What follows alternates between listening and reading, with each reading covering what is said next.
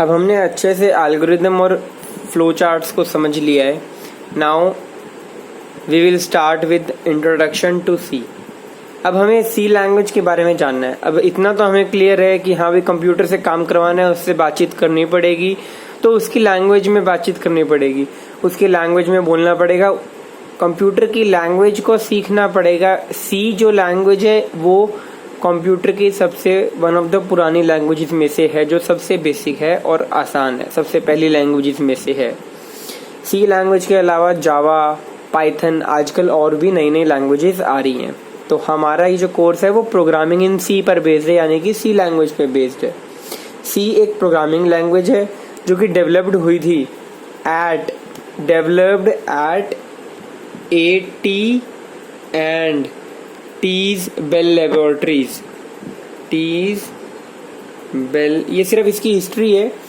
Bell laboratory USA में, वो भी इन USA, वो भी कब, इन 1972। देखो ज़्यादा पुरानी नहीं है, 1972 में AT and T's Bell Laboratory थी USA में, वहाँ पे ये सी लैंग्वेज जो है ये बनी थी। ठीक है, अब किस बंदे ने इसको बनाया, सी लैंग्वेज किसने बनाया, ये नाम बहुत फेमस है, डेनिस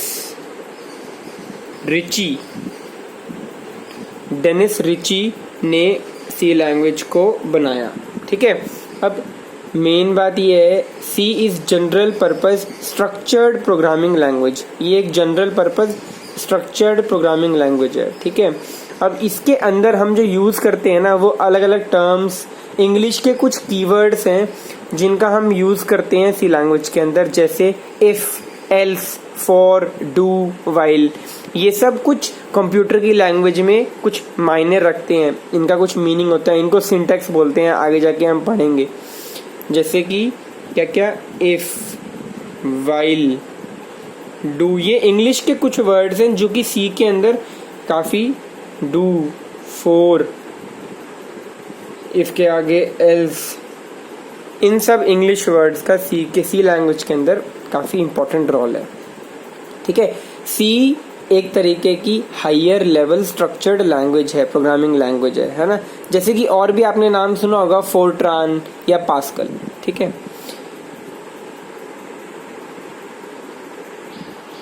अब जो ये सी लैंग्वेज है वो एक मिडिल लेवल लैंग्वेज है, जो कि एक तरीके का ब्रिज का काम करती है या गैप को फिल करती है, किसमें, मशीन लैंग्वेज में, और मशीन लैंग्वेज और जो कन्वेंशनल हाई लेवल लैंग्वेजेस होती है ना, जितनी भी हाई लेवल लैंग्वेजेस हैं और मशीन लैंग्वेज है, इन दोनों के बीच का जो गैप है वो सी लैंग्वेज हमारी फिल करती है।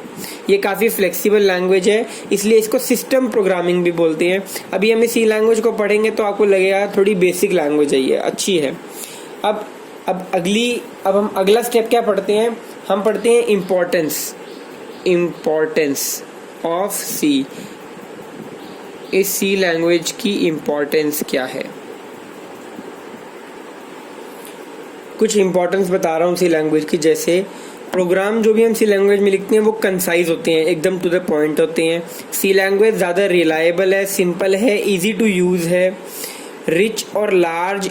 इसके अंदर बिल्ट इन फंक्शंस मुझे पहले से मिल जाते हैं, ऑपरेशंस मिल जाते हैं, डाटा टाइप अलग अलग मिल जाते हैं, जो कि मुझे मेरे कॉम्प्लेक्स प्रोग्राम को आसानी से लिखने में हेल्प करता है। हाईली पोर्टेबल है C language. It provides only 32 keywords, उसके अंदर सिर्फ 32 कीवर्ड्स का यूज़ होता है। फॉर्मेट फ्री लैंग्वेज है C compilers are commonly available for computer of all sizes. Computers जो है ना, कंप्यूटर के अलग अलग जितने भी साइजेस के कंप्यूटर हैं उनमें सी लैंग्वेज में आराम से सी कंपाइलर मुझे मिल जाएगा। ठीक है, तो सी लैंग्वेज ना बहुत ही हैंडी लैंग्वेज है, इसलिए इसको हम सबसे पहले सीखना शुरू करते हैं। अब प्रोग्रामिंग लैंग्वेज सी को शुरू करने से पहले हमें कुछ नंबर्स, कैरेक्टर्स और स्पेशल सिंबल्स के बारे में जानना चाहिए, जो कि हम सी लैंग्वेज में यूज़ करेंगे। क्या क्या, कुछ नंबर्स, कुछ कैरेक्टर्स और कुछ स्पेशल सिंबल्स जिनको हम सी लैंग्वेज में यूज़ करेंगे, उनके बारे में थोड़ा सा जानते हैं। सी लैंग्वेज का खुद का एक कैरेक्टर सेट होता है, जिसमें हम जिसमें बहुत सारे स्पेशल कैरेक्टर्स जैसे कि कॉमा, पीरियड, अपोस्ट्रोफी, जितने भी अंडरस्कोर, ये सब जितने भी अलग अलग सिंबल्स होते हैं ना जो हम जनरली यूज़ करते हैं, left bracket, right bracket, colon, plus, minus, जितने भी हैं इन सबको स्पेशल कैरेक्टर्स बोलते हैं जो कि हम यूज़ करते हैं सी के अंदर। अगर हम बात करें अल्फ़ाबेट्स की, A B C D, capital में भी स्मॉल में भी, ये सारे अल्फ़ाबेट्स हम सी के अंदर यूज़ करते हैं। डिजिट्स की बात करें तो 0 से लेकर 9 तक के सारे डिजिट्स हम यूज़ करते हैं। इन सबको हम कैरेक्टर्स बोलते हैं। यहाँ पे कैरेक्टर सेट होता है ये सी लैंग्वेज का, ठीक है। जैसे वाइट स्पेस कैरेक्टर्स की बात करें अगर, जैसे ब्लैंक स्पेस, जो अगर मैंने सिंपल एक ब्लैंक स्पेस मार दिया, हॉरिजॉन्टल टैब दबा दिया, वर्टिकल टैब, या फिर कोई भी दो लाइन के बीच में जो स्पेस होता है न्यू लाइन होगी, ये सब अलग अलग कैरेक्टर्स हैं हमारी सी लैंग्वेज के अंदर। अब सी लैंग्वेज में ऐसे कुछ कैरेक्टर्स यूज़ होते हैं जो कि कभी कभार हमारे कीबोर्ड पे नहीं मिलते। हमारे कीबोर्ड पे कुछ कैरेक्टर्स नहीं मिलते, तो उनके लिए सी ने क्या किया, कुछ 2-3 अलग अलग कैरेक्टर्स का यूज़ करके, वो क्लब करके उनको बोल दिया ट्राइग्राफ कैरेक्टर्स। क्या बोल दिया? ट्राइग्राफ कैरेक्टर्स। कहने का मतलब कि कुछ स्पेशल कैरेक्टर्स हैं जो कि सी लैंग्वेज में नहीं होते, मतलब सी लैंग्वेज में होते हैं, हमारे कीबोर्ड में नहीं होते। जैसे कि अगर मैं ये लिखूँ ना, क्वेश्चन मार्क और ये स्लैश, इस सब का मतलब हुआ यहाँ पे, ये जो एक 2 टू द पावर, किसी की पावर रेज करने वाला जो एक सिंबल होता है ना, ये वाला कैरेक्टर, इसका मतलब सी में ये होता है, ठीक है। ऐसे ही अलग अलग बहुत सारे ट्राइडल सीक्वेंसेस मुझे यहाँ पे मिल जाएंगे सी लैंग्वेज में, ठीक है। अब अपना काम क्या है, हमें सी लैंग्वेज में प्रोग्राम लिखने हैं। तो सी लैंग्वेज का जो प्रोग्राम है वो अलग अलग सी टोकन्स होते हैं ना, छोटे छोटे पार्ट होते हैं टोकन्स, सी टोकन्स में अलग अलग तरीके से बटा हुआ है। हमारे सी प्रोग्राम में अलग अलग सिंटेक्स यूज़ होते हैं जिनसे वो उन सी टोकन्स का हम यूज़ करते हैं। वो 6 टाइप्स के होते हैं जनरली। सी टोकन्स लिख रहा हूँ मैं, अलग अलग टोकन्स। सी टोकन्स का यहाँ पे मतलब क्या है कि हमारी जो सी लैंग्वेज है उसके जो प्रोग्राम होते हैं उनके बेसिक जो 6 पार्ट्स हैं वो बता रहा हूँ। जैसे पहला है, उनको बोलते हैं कीवर्ड्स ये हम यूज़ करेंगे, जैसे कि इंट कैर, ये पहला टोकन है। दूसरा होता है आइडेंटिफायर्स,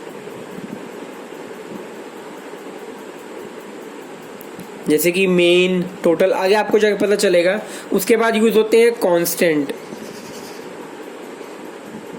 कॉन्स्टेंट्स, फिर उसके बाद स्पेशल सिंबल्स यूज होते हैं, उसके बाद ऑपरेटर्स जो ऑपरेशन होते हैं ना, ऑपरेटर्स यूज होते हैं, और लास्ट में स्ट्रिंग्स यूज होती हैं। स्ट्रिंग्स यानी कि कोई भी अगर वर्ड जो लिखा हुआ है, जैसे हेलो वगैरह या कुछ भी। तो बेसिकली पहला, दूसरा, तीसरा, चौथा, पांचवा, छठा, ये 6 अलग अलग टोकन्स हैं जिनको कंबाइन करके हमारा एक बेसिक सी प्रोग्राम बनता है, ठीक है। अब सी प्रोग्राम लिखना है हमें, तो प्रोग्राम लिखने के लिए सी ने कुछ रूल्स बनाए हैं कि भाई मेरे कुछ वर्ड्स हैं, मेरे से आपको अगर मुझे सी लैंग्वेज सीखनी है तो कुछ कीवर्ड्स हैं, हमें उन कीवर्ड्स को इंग्लिश लैंग्वेज में लिखे हैं वैसे तो कीवर्ड्स, उन कीवर्ड्स को यूज़ करना है मुझे। अब वो अलग अलग कीवर्ड्स क्या हैं वो मैं आपको बताता हूँ जो हम सी लैंग्वेज में यूज़ करेंगे। अब सी प्रोग्राम लिखना है तो हमें कुछ स्पेशल इंग्लिश में कुछ वर्ड्स हैं जो कोई रिजर्व कर रखे हैं, कुछ वर्ड ऑलरेडी रिजर्व कर रखे हैं कि इन वर्ड्स का यहाँ पे सी लैंग्वेज में कुछ ना कुछ मीनिंग है। इनको स्टैंडर्ड कीवर्ड्स बोलते हैं।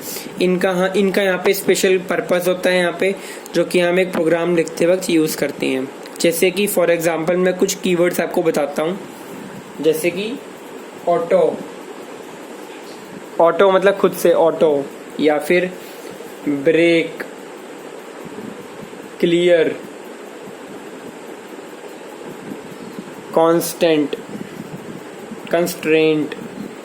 मतलब होता क्या है इन हर एक वर्ड का सी लैंग्वेज में कुछ ना कुछ पर्पस है।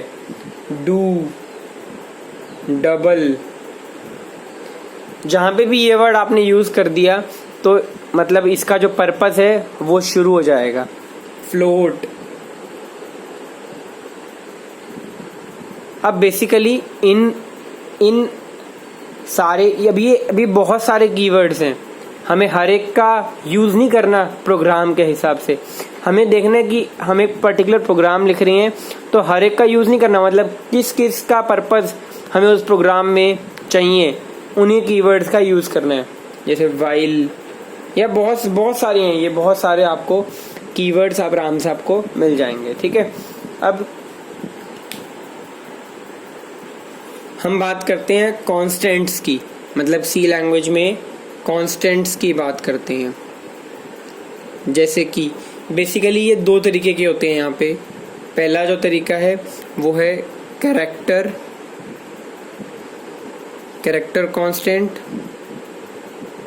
और जो पहला तरीका है वो है न्यूमेरिक कांस्टेंट। इनके भी सब पार्ट्स हैं। जैसे कैरेक्टर कांस्टेंट्स के दो सब पार्ट है। पहला तो है स्ट्रिंग कांस्टेंट्स, दूसरा है single character constant, single character. ठीक है, और जो न्यूमेरिक कांस्टेंट है इसके भी दो पार्ट हैं। पहला है रियल और दूसरा है इंटीजर। अब numeric constant, integer and floating point constants represents number. Floating point यहाँ पे मतलब पता है क्या है? फ्लोटिंग पॉइंट का मतलब है जितने भी डेसिमल वाले नंबर होते हैं ना, पॉइंट वाले, 0.123, 1.2, 12.6, जो भी डेसिमल वाले नंबर आ गए ना उन सबको यहाँ पे सी लैंग्वेज में फ्लोटिंग पॉइंट नंबर्स बोलते हैं। जितने भी डेसिमल वाली चीज़ें हैं, पॉइंट जहाँ पे आ गया ना दशमलव, वो हमारे यहाँ पे फ्लोटिंग पॉइंट बन जाते हैं। और इंटीजर्स तो हमारे हैं ही नॉर्मल। ठीक है, इन सबको न्यूमेरिक टाइप कॉन्स्टेंट्स बोलते हैं यहाँ पे, इंटीजर और फ्लोटिंग टाइप को। ठीक है, अब इंटीजर कांस्टेंट की बात करते हैं। जितनी भी इंटीजर वैल्यू है ना, जैसे 1, 2, 3, 10,000, वो हमारे इंटीजर कांस्टेंट में आते हैं। जितने भी डेसिमल इंटीजर कांस्टेंट, डेसिमल वाली जो वैल्यूज है वो हमारी फ्लोटिंग में आती हैं, फ्लोटिंग पॉइंट में आती हैं। ठीक है, अब कुछ इनवैलिड इंटीजर कांस्टेंट कैसे हो सकते हैं? मान लो जैसे कि अगर मैंने लिख दिया 32,523, यहाँ पे ये कॉमा लगा दिया ना, तो ये एक इनवैलिड इंटीजर कांस्टेंट है, कॉमा हमारे यहाँ पे नहीं आता। ठीक है, अब रियल कांस्टेंट की बात करें तो रियल कांस्टेंट कुछ भी हो सकते हैं, जैसे जो कि रियल नंबर बताएं, डेसिमल वाले, फ्लोटिंग पॉइंट वाले, इंटीजर वाले खुद भी, है ना। अ रियल और floating point is a base 10 number that contains either a decimal point और एन एक्सपोनेंट और बोथ। मतलब उसके अंदर अगर ई की पावर में भी कुछ भी लिखा हो ना, एक्सपोनेंट हो कोई भी, तो भी वो रियल कांस्टेंट माना जाएगा।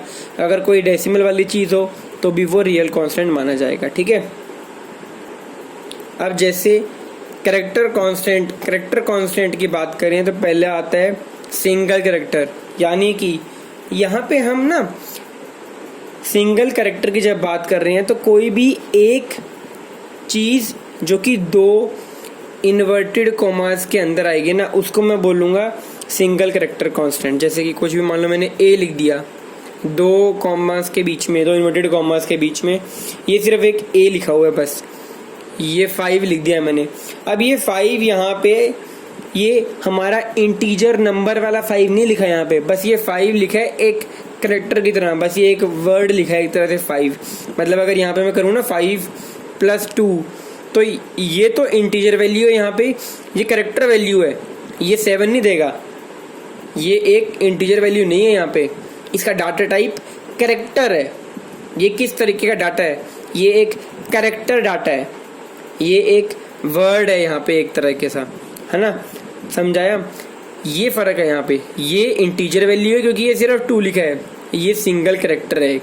ठीक है, तो करेक्ट जो भी इन इन्वर्टेड कॉमास के बीच में आ जाएगा तो वो एक तरीके से एक कैरेक्टर बन जाएगा। दूसरा यहाँ पे क्या था, स्ट्रिंग कांस्टेंट। अब स्ट्रिंग मतलब एक तरीके से इंग्लिश का कोई एक वर्ड, या मतलब कोई भी वर्ड को हम यहाँ पे स्ट्रिंग बोलेंगे। जैसे अगर मैं 2 इन्वर्टेड कॉमास के बीच में ये कुछ भी लिख दूँ, कोई भी वर्ड, जैसे ग्रीन,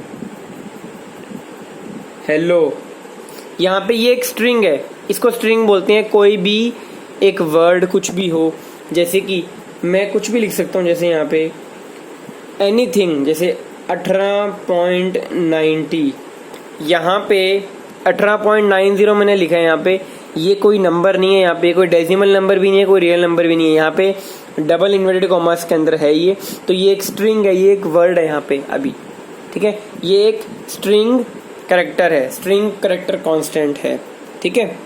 ये इसकी निशानी है। अगर ये इन्वर्टेड कॉमास के बीच में होगा ना, तो ये कैरेक्टर है, ये इसका डाटा टाइप कैरेक्टर है।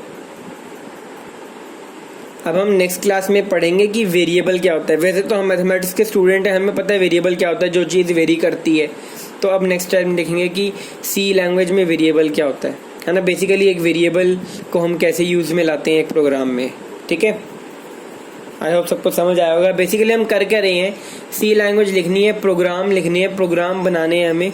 तो उससे पहले हमें पता होना चाहिए क्या क्या कीवर्ड्स यूज़ करेंगे, क्या क्या हम कॉन्स्टेंट्स यूज़ करेंगे उसके अंदर, तो उनके बारे में जान रहे हैं अभी।